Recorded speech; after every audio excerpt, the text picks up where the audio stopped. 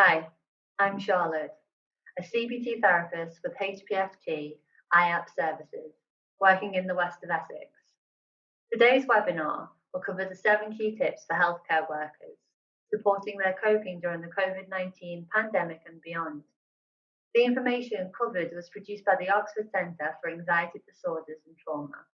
You can find a link to the copy of the original document on our website.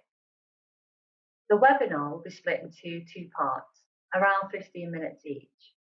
In this part, we're going to be looking at managing constant change, the role of planning and caring for yourself.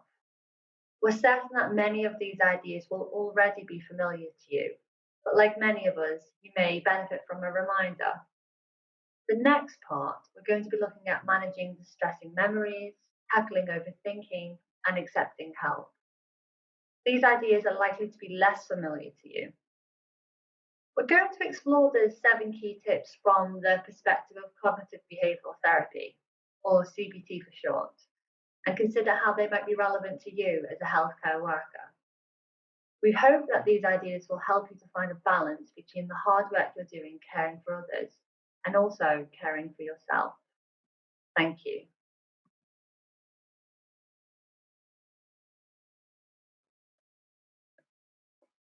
Let us start by thinking about keeping up with change.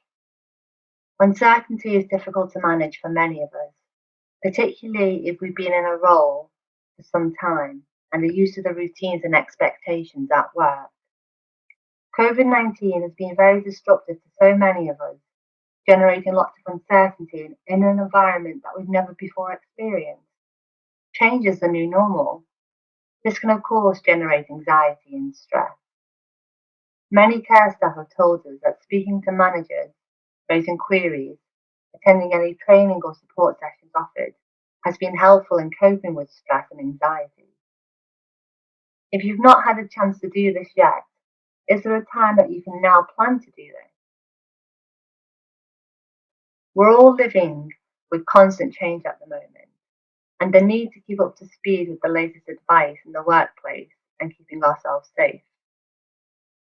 Information typically falls into 3 categories: what we need to know, what we would like to know, and information that might not be that helpful for us to know. When we're feeling overwhelmed, it's worth reflecting on the information we're taking in. Perhaps we could agree that the first type of information is the most helpful and can be focused on. We can be more flexible with other types of information that we would like to know or which might not be that reliable. We may wish to consider how we're checking social media, where there are sources of unreliable information that can be shared. In CBT, one of the things which can impact how we feel is the information that we're continuously exposed to, which can lead us to an increased fear of doubt and sense of doubt in ourselves and others. Endless pursuits of the answers could end up being more harmful than helpful. Focusing attention on sources of information which are more likely to be reliable, such as key recommendations made within your workplace, and focusing on core advice from the government as it pertains to you could be helpful here.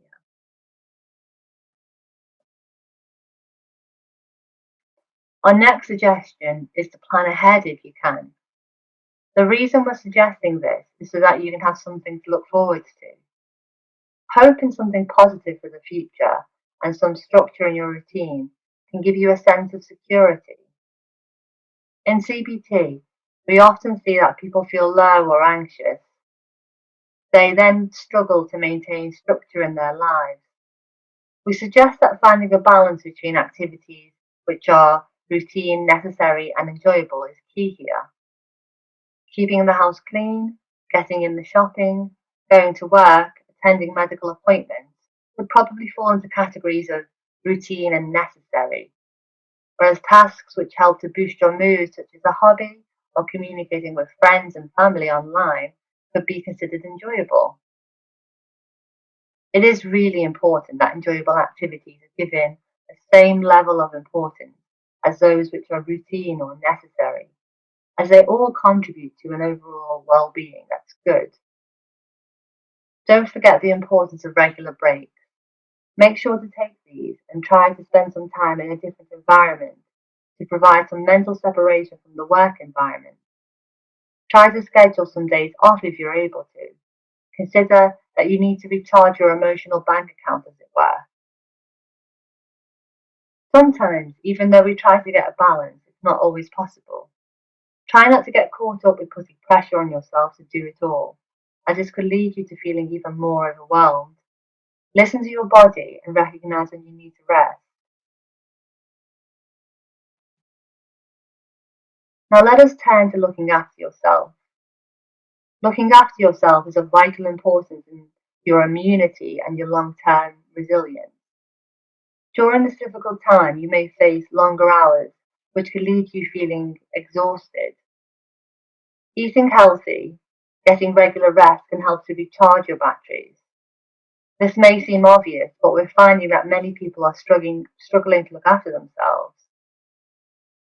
We may have already spoken about the importance of rest and regular breaks. And as you're aware, our nutrition and rest are the building blocks to the overall good well-being we need. There are a number of resources to help with a good diet and sleep hygiene, which we'll refer to at the end of the presentation. As healthcare workers, we can very easily get caught up in the role, regularly extending a passion to others that need it, looking after everyone else before ourselves. If you've ever been on an aeroplane, the safety instruction is always advised to put your own oxygen mask on before others. Why do you think this is? It's because we can't help others without helping ourselves first. So in other words, to be able to care for others, it's vital that we take care of ourselves. We've all seen the references of late of being kind to others, but being kind to yourself as well is equally important.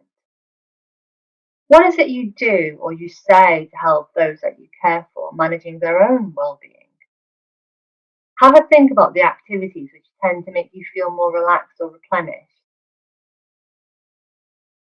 Being compassionate to ourselves could include overt strategies, such as taking a hot bath, having a treat, blocking out some time to watch your favourite programme, or covert strategies, such as being more aware when you're engaging in negative self-talk or being critical of yourself or neglecting your needs. We will discuss unhelpful thinking patterns shortly. It is 100% normal to have anxiety-provoking thoughts and feelings in this current climate. What's helpful is recognizing when we're thinking and feeling this way, as this recognition is the gateway to change. Recognizing that you are doing all that you can and you can't do it all is helpful. Talking to colleagues about how they're feeling could also provide you with a shared sense of understanding.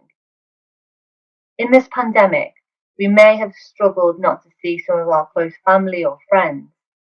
These are the people that may offer you normal sources of compassion or reassurance. This makes it even more important to think about how you can be kind to yourself. Of course, having telephone or video contact with loved ones when you can will also help you to stay focused. Remember the rainbow pictures that you see on your walks and evidence of kindness displayed in the community. Give yourself a pat on the back when you need to for the hard work that you are doing, which is appreciated by so many. As a healthcare worker, you may be on your feet a lot, and the thought of exercise at the end of a long shift may be the last thing on your mind.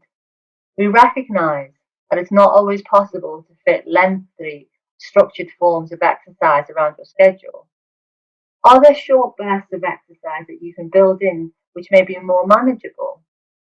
Where possible, planning realistic times to do this may also be helpful. Many people find it easier to exercise as part of their ongoing routine of going to work or coming home or going to the shops rather than making a special effort. There are lots of evidence for the health benefits of being outdoors, including greater promotion of sleep. Make use of the opportunities to go for walks when you can.